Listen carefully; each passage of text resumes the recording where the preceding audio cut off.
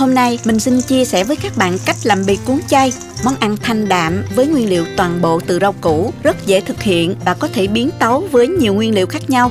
Bì cuốn chay nhưng lại rất cân bằng với đầy đủ dinh dưỡng.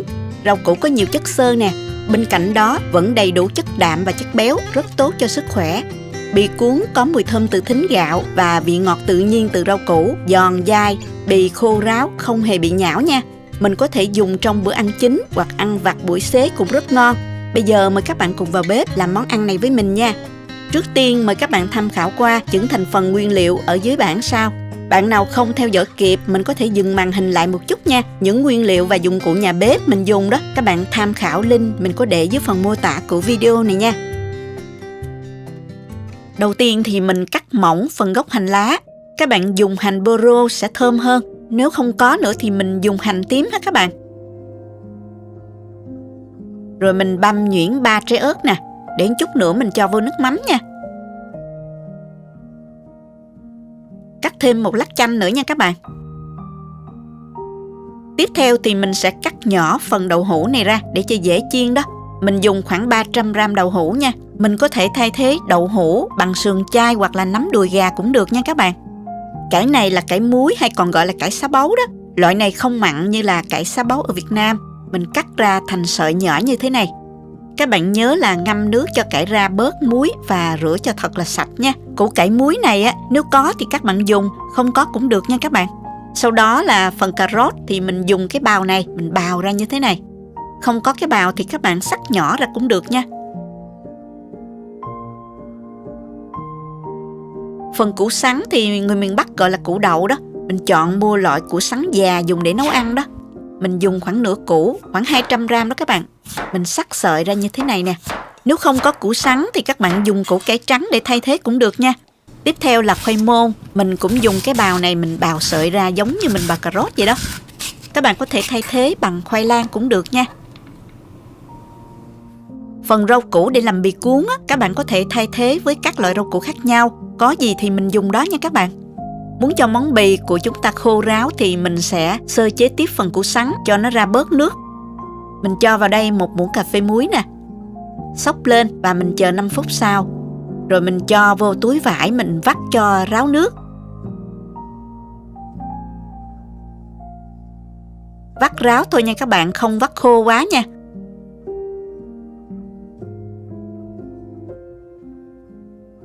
Củ cải sau khi ngâm nước và xả muối xong đó, các bạn cho vô túi vải vắt ráo luôn ha.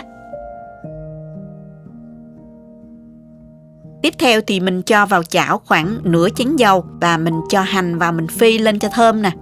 Mình phi với lửa nhỏ nha. Khi hành vàng như thế này là được rồi. Mình cho ra chén luôn, lượt lại phần hành phi riêng. Củ tiếu dai này thì mình cho vào nước sôi, trụng 1 phút nha các bạn. Các bạn có thể thay thế với bún tàu cũng được ha. Rồi mình vớt ra, xóc cho ráo nước và nó nguội bớt á.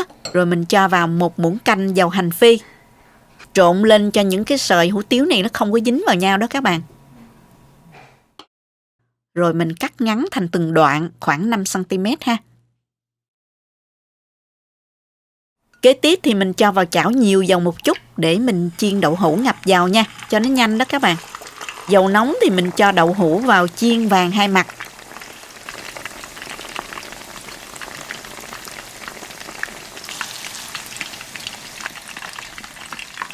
Rồi mình vớt ra để cho ráo dầu.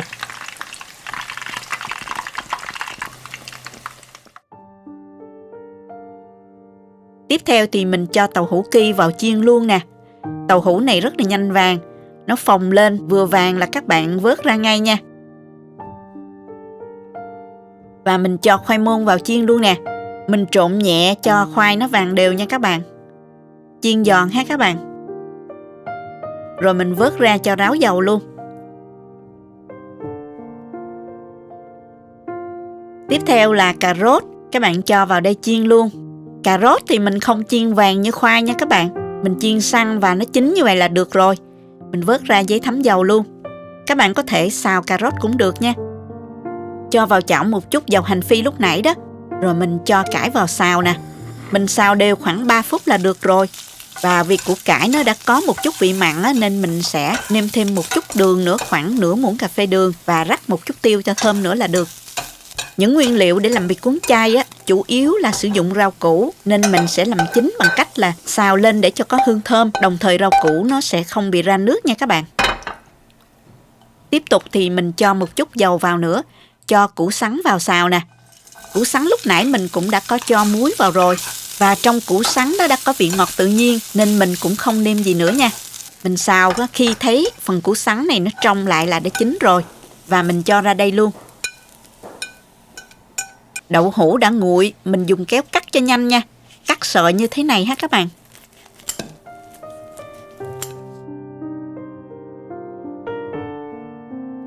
Và mọi thứ đã chuẩn bị xong, mình bắt đầu trộn bì luôn nè. Cho tất cả vào thao lớn để trộn cho dễ nè.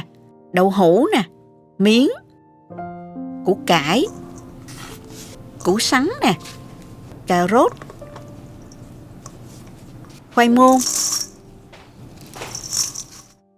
và cuối cùng là tàu hũ kia chiên giòn. Các bạn bóp nhỏ nó ra nha. Trộn lên cho các rau củ nó đều với nhau.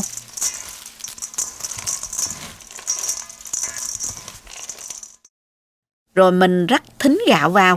Mình rắc từ từ thính gạo vào nha. Thính gạo này thì mình dùng khoảng 60g đó các bạn. Khoảng 3 muỗng canh vung đó nha. Và mình nêm thêm vào đây nửa muỗng cà phê muối và 1 muỗng cà phê đường. Mình trộn đều lên.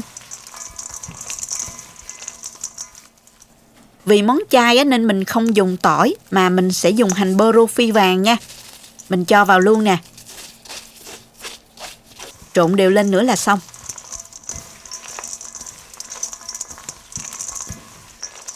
Rau xà lách thì các bạn cắt nhỏ ra.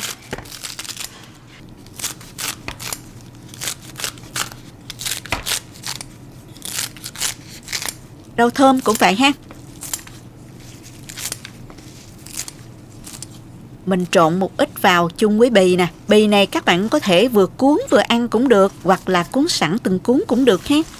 Nếu cuốn sẵn thì mình dùng bánh tráng chuyên dùng để cuốn bì cuốn gỏi cuốn đó các bạn. Ở đây thì mình dùng bánh tráng hiệu 3 cây tre để cuốn. Bánh tròn hay vuông đều được nha. Bánh này khá dày nên mình sẽ nhúng xung quanh rìa bánh trước và mình xoa đều nước lên bánh. Sau 20 giây là bánh đã dẻo rồi thì mình cho bì vào, gấp ở giữa và gấp lại hai bên. Cuộn lại giống như cuốn chả giò vậy đó các bạn. Đơn giản ha. Các bạn có thể cho thêm một ít bún vào, cuốn chung tùy thích nha.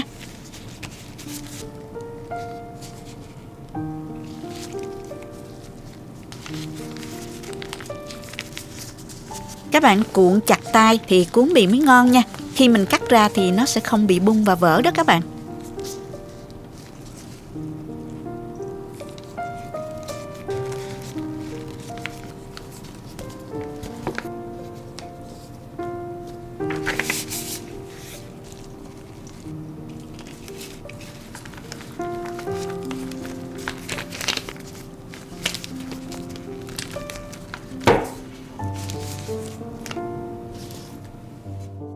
Mình pha nước chấm chay gồm có nè, 2 muỗng canh đường, 60ml nước. Các bạn có thể dùng nước lọc hoặc là nước dừa cũng được, khoảng 4 muỗng canh đó.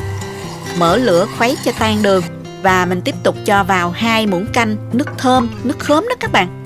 Khuấy đều lên và tắt bếp. Mình cho nước chấm ra chén.